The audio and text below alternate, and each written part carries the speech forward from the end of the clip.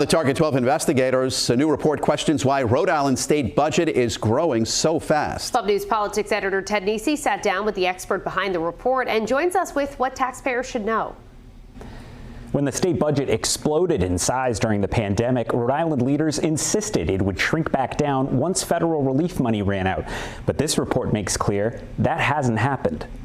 Is everything we're spending on Is it making a difference for taxpayers? Michael DeBiase is president and CEO of the Rhode Island Public Expenditure Council. He previously served as a top aide to Governors Lincoln Almond and Gina Raimondo, and he has a warning for today's Rhode Island leaders. So we've gone through a period of extraordinary growth in spending, both from federal money and from state revenues coming in. And we're continuing that spending growth despite the fact that revenues have cooled off. In a new report released Wednesday, RIPEC examines what pushed the state budget to $14.3 billion, up 10% in just the last 2 years. And it's not just all that federal relief money during COVID. The share of the budget funded from state revenue has also grown significantly.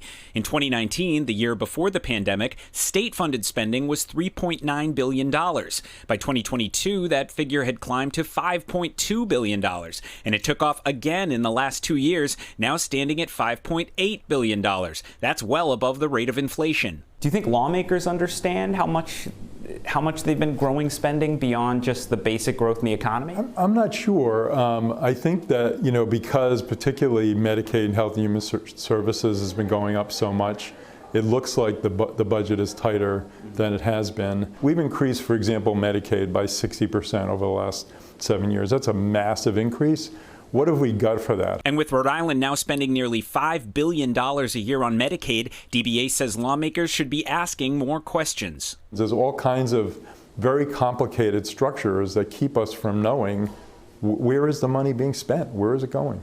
The state is already projecting a $300 million budget deficit for next year, setting up another debate over whether to cut spending or raise taxes. Ted Nesi, 12 News.